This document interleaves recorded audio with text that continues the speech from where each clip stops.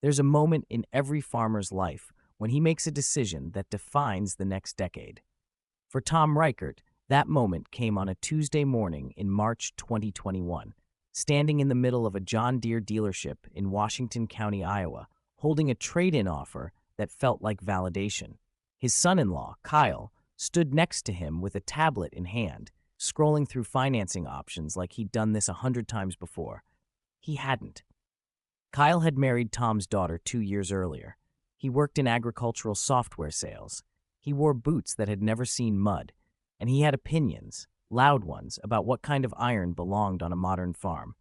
Tom's Massey Ferguson 8S265 was parked outside the dealership, idling quiet and smooth, 20,000 hours on the clock, and not a single major repair in 5 years. It had pulled Tom through droughts, wet springs, and back-to-back 1,000-acre corn seasons without flinching. But Kyle said it was time to upgrade. He said the Deere had better resale value. He said the technology was superior. He said the neighbors would respect the decision. Tom signed the papers. By the time he realized what he'd done, the Massey Ferguson was gone, sold at auction to a farmer 3 counties east who couldn't believe his luck. And Tom Reichert's nightmare was just beginning. The decision: Tom had farmed 1,200 acres in Washington County since 1987. His father had worked the same ground before him. His grandfather before that. They'd all run red iron. Massey Ferguson wasn't flashy. It didn't dominate the dealership ads or sponsor the Super Bowl, but it worked. It pulled. It lasted. Tom's 8S.265 had been purchased new in 2016 for $287,000. By 2021, it had proven itself in every condition Iowa could throw at it: mud, heat, cold, 12-hour days, and marathon harvest weeks. The machine had never left him stranded, not once. But Kyle didn't care about track records. He cared about brand perception. Kyle drove a Deere Gator. He wore a green hat. He followed John Deere's Instagram account and talked about the brand like it was a religion. When Tom mentioned he might need to replace the Massey Ferguson's air conditioning compressor, a $1,200 fix, Kyle saw an opening. "You're throwing good money after bad," Kyle said over Sunday dinner. "That machine's got 20,000 hours. You should trade it while it's still worth something." Tom's daughter Emily nodded along. His wife Carol stayed quiet. Kyle pulled up a spreadsheet on his phone. He'd run the numbers. The Massey Ferguson's trade-in value was $135,000. A new John Deere 8R340, with all the precision ag packages Kyle insisted were necessary, came in at $420,000. The dealer was offering 2.9% financing for 7 years. "It's basically free money," Kyle said. Tom looked at the numbers. He looked at his daughter. He looked at Kyle's confident smile.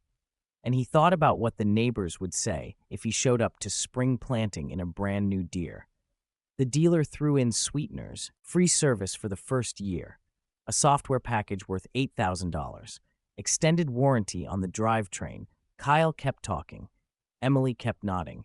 Carol excused herself to the kitchen. Tom felt the pressure building, not from the dealer, but from his own kitchen table, from the son-in-law who'd never harvested a single acre, but spoke with the confidence of a man who believed spreadsheets told the whole story. 2 weeks later, Tom drove the Massey Ferguson to the dealership for the last time. He parked it in the trade-in lot, climbed into the cab of the gleaming green 8R, and drove it home. Kyle took a photo of Tom in front of the machine and posted it to Facebook with the caption, "Upgraded. Finally." The post got 147 likes. Tom's stomach hurt the whole drive home.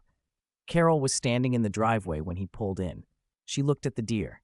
Then she looked at her husband. "You sure about this?" she asked. Tom turned off the engine. Too late now.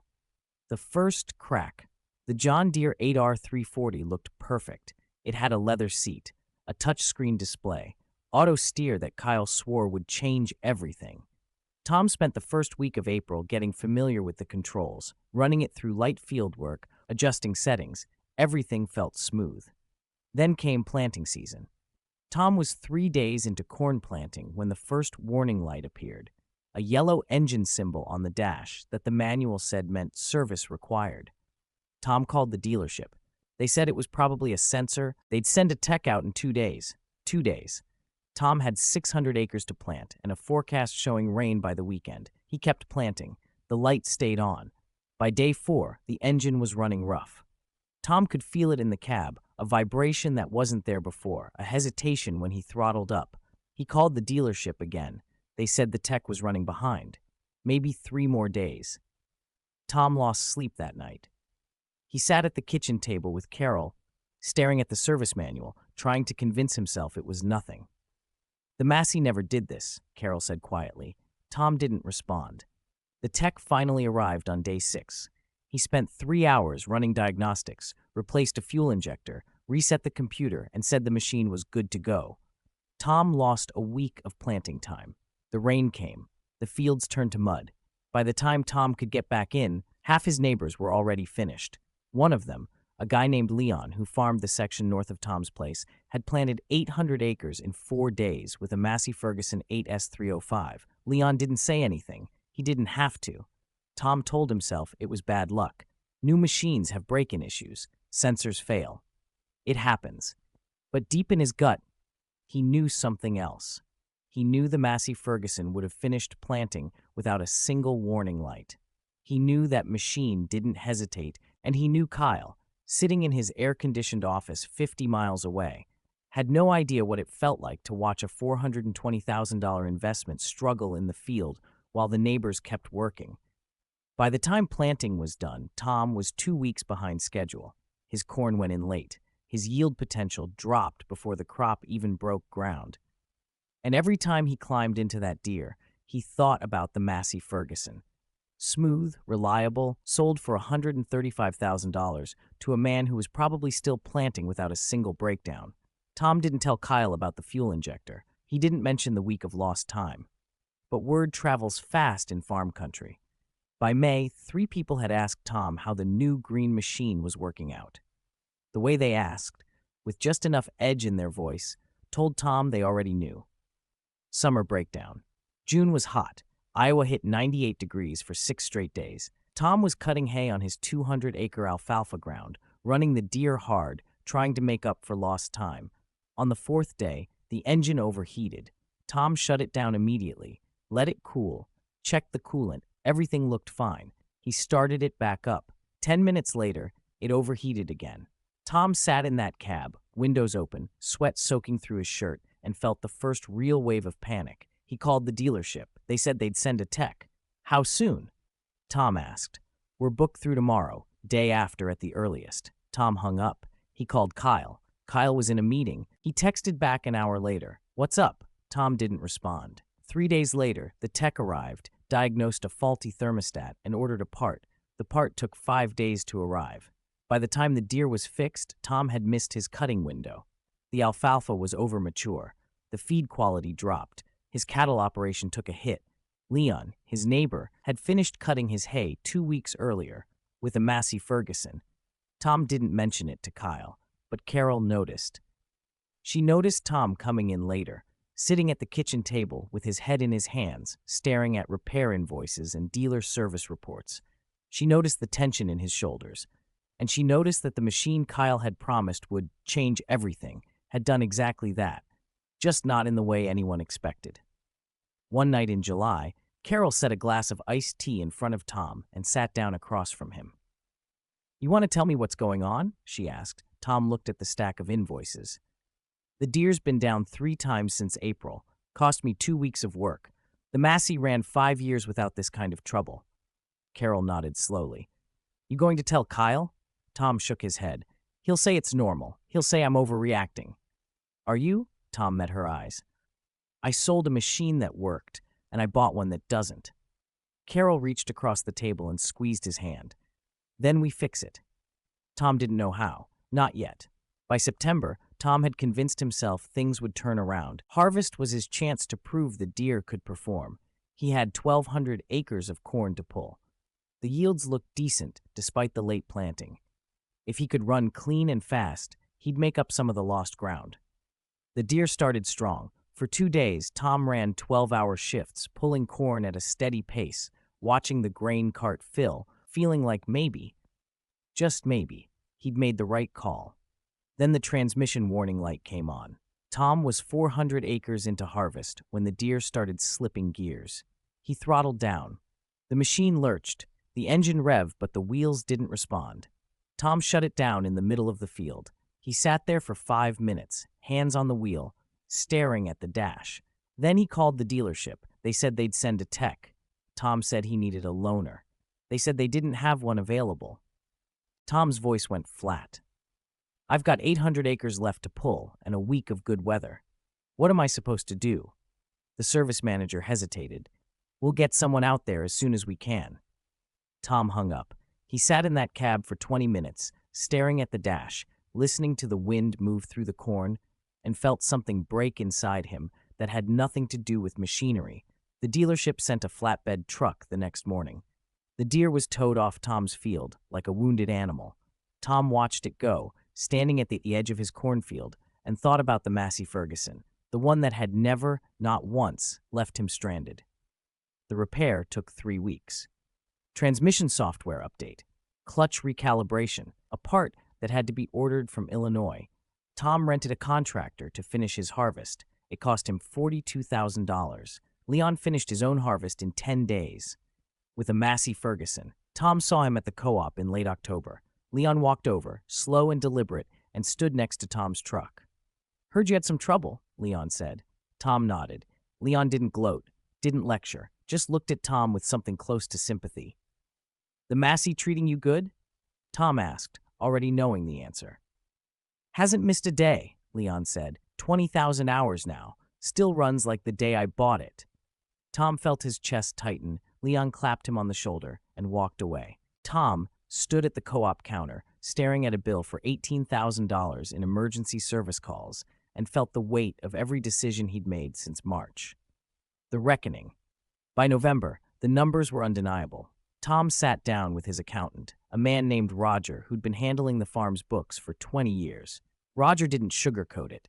The Deere had cost Tom $420,000 up front, plus $7,200 in monthly payments. In 8 months, the machine had required $23,000 in repairs and service calls. It had caused 2 major delays, one in planting, one in harvest, that cost Tom an estimated $65,000 in lost yield and contractor fees. Total loss in year 1, $88,000. Roger leaned back in his chair and let the silence hang. Tom stared at the spreadsheet. Roger finally spoke. What was the Massey worth when you traded it? Tom swallowed. $135,000. Roger nodded slowly. And how much did you spend on repairs in the 5 years you owned it? Tom didn't need to check the records. About $8,000 total. Roger closed his folder. Tom, that machine cost you $1,600 a year to keep running. This one's costing you $31,000, and you've only had it 8 months. Tom sat in silence. Roger continued. You're underwater on the loan. The Deere's current trade-in value is about $310,000. You owe $390,000. If you sold it today, you'd still owe the bank $80,000, and you'd have nothing to farm with. Tom felt the air leave the room. Roger looked at him with something close to pity. Who talked you into this? Tom didn't answer, but they both knew. Roger leaned forward. You've got 2 options. You can keep making payments and hope the machine stabilizes, or you can cut your losses, sell it, and find something that actually works. Tom drove home in silence. Carol was waiting in the kitchen. How bad? She asked. Worse than I thought. She didn't ask for details. She just poured him coffee and sat down. What are you going to do? Tom looked out the window at the Deere, parked in the shed, gleaming and expensive and broken. I don't know yet. Washington County is a small place. Farmers talk, dealerships talk, auctions talk. By December, everyone knew about Tom Reichert's Deere. They knew about the transmission failure. They knew about the harvest delay. They knew he'd paid a contractor $42,000 to finish a job his own machine should have handled. And they knew about the Massey Ferguson 8S265 he'd traded in, the one that was still running, 3 counties over, pulling 1,400 acres without a single breakdown. The man who bought it, a farmer named Dale Henriksen from Henry County, had put another 3,000 hours on the machine since the spring. He'd run it through planting, haying, and harvest without spending a dime on repairs. Dale told anyone who'd listen that buying Tom Reichert's Massey Ferguson was the best deal he'd ever made. Word got back to Tom. It always does. Tom was at the grain elevator in mid-December when he overheard two farmers talking near the scale house. Reichert's Deere been down again? Third time this fall. Heard he had to hire out the whole harvest. Should have kept the Massey. No kidding. Henriksen's running that thing like a clock. Says it's the best machine he's ever owned. Tom walked past them without making eye contact. They went quiet. He loaded his truck, paid his bill, and drove home. That night, he sat in his shop, staring at the Deere, and made a decision. He was done. The confrontation Christmas dinner at Tom's house was quiet. Carol had made ham. Emily and Kyle came over with their two kids. Tom's brother, Mark, drove in from Cedar Rapids. Kyle was in a good mood. He just closed a big sale at work. He was talking about bonuses and year-end numbers and the new truck he was thinking about buying. Tom sat at the head of the table, cutting his ham into smaller and smaller pieces, saying nothing. Mark noticed. Halfway through dessert, Mark asked how the new tractor was working out. Kyle jumped in before Tom could answer. "It's great," Kyle said. "Top of the line, best tech on the market." Mark looked at Tom. "That true?" Tom set down his fork. "It's been in the shop 4 times since March." The table went silent. Kyle's smile faded. "It's a new machine, Tom. There's always a break-in period."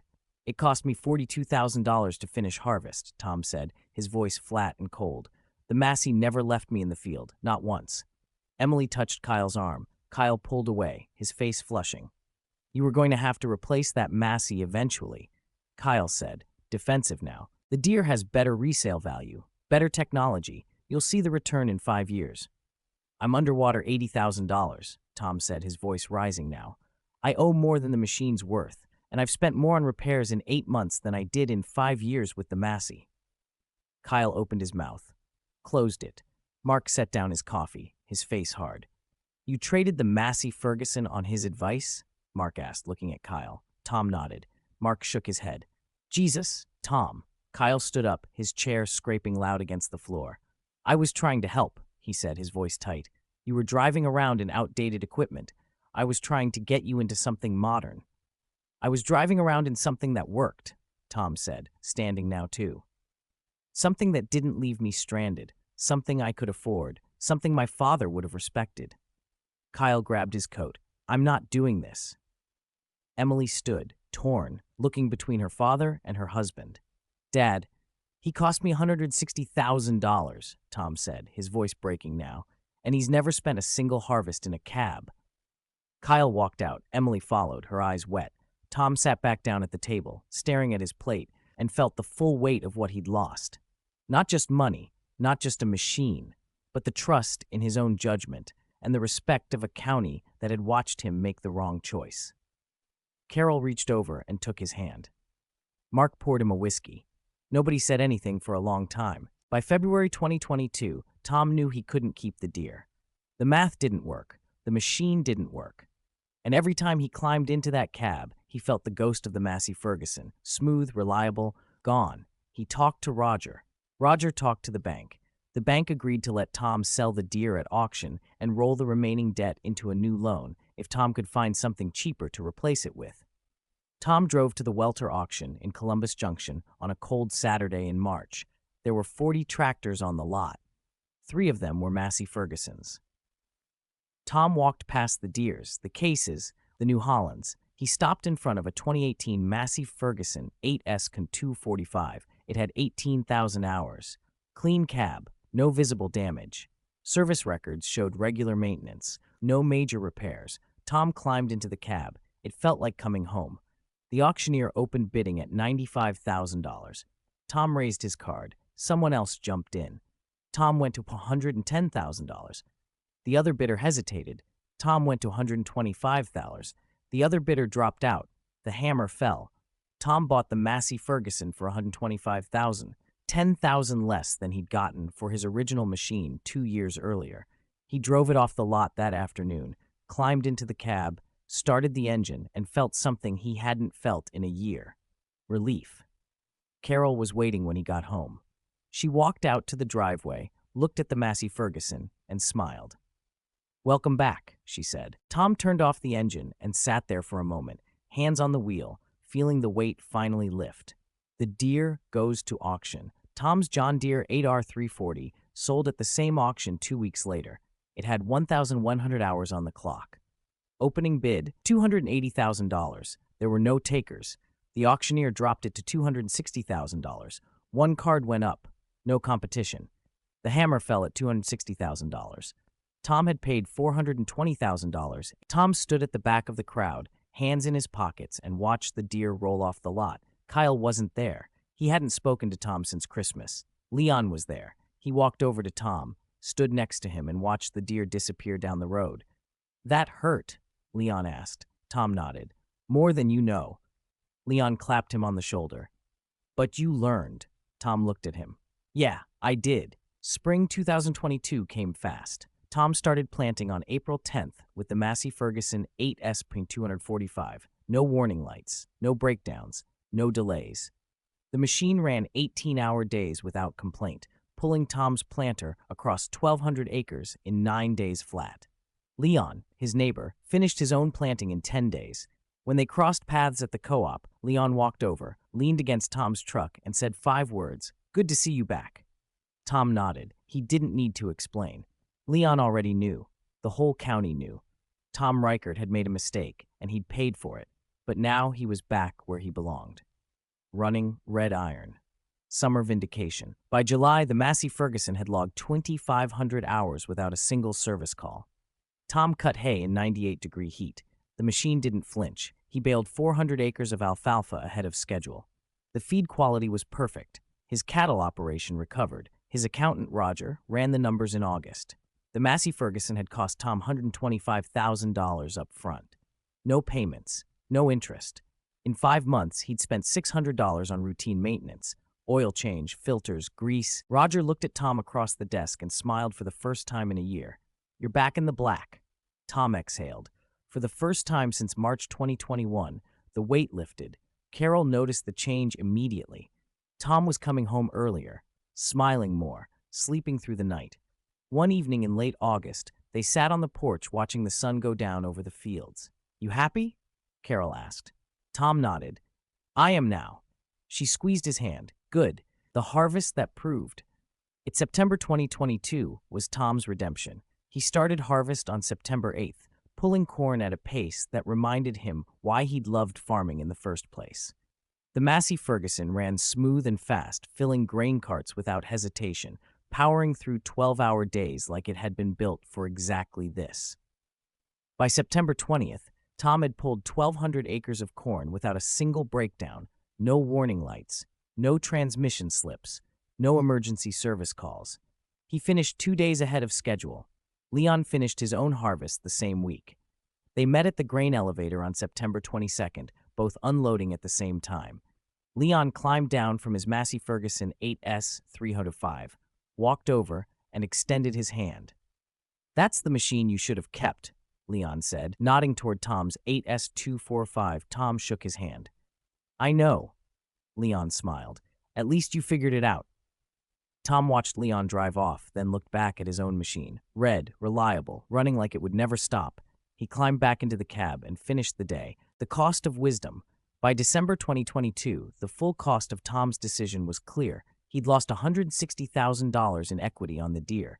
He'd spent $88,000 in repairs, delays, and contractor fees. Total financial damage, $248,000.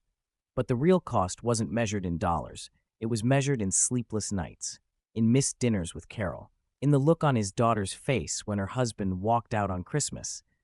It was measured in the quiet judgment of neighbors who'd watched him make the wrong call, and the slow, painful process of earning their respect back.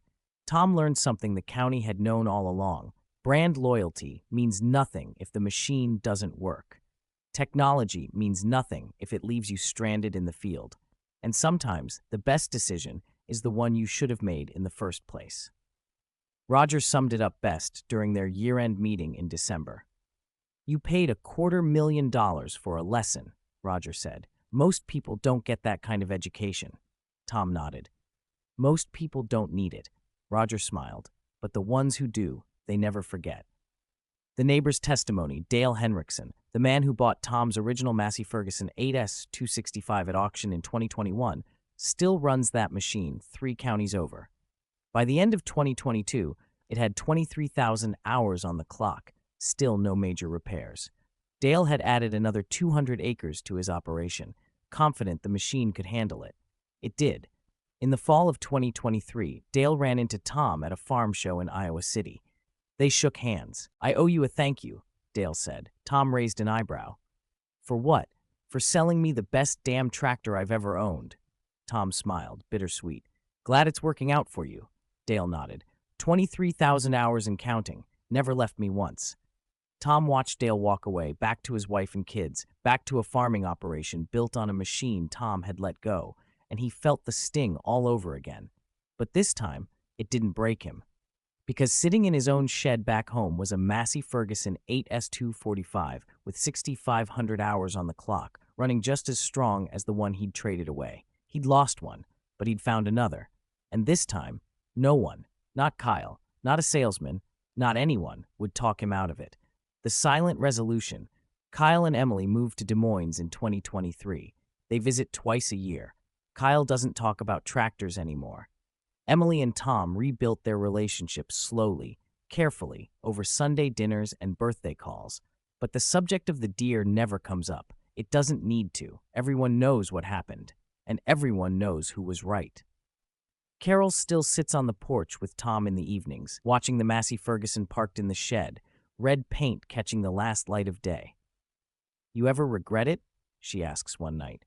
Tom knows what she means. "Every day," he says, "but not for the reason you think." She looks at him. "I regret listening to someone who didn't know," Tom says. "I regret doubting what I already knew was true." Carol nods. "But you got back to it," Tom smiles. "Yeah, I did." There are decisions that define a decade. For Tom Reichert, that decision came twice. Once when he traded away a machine that worked, and once when he bought it back. The county remembers both, but only one matters now.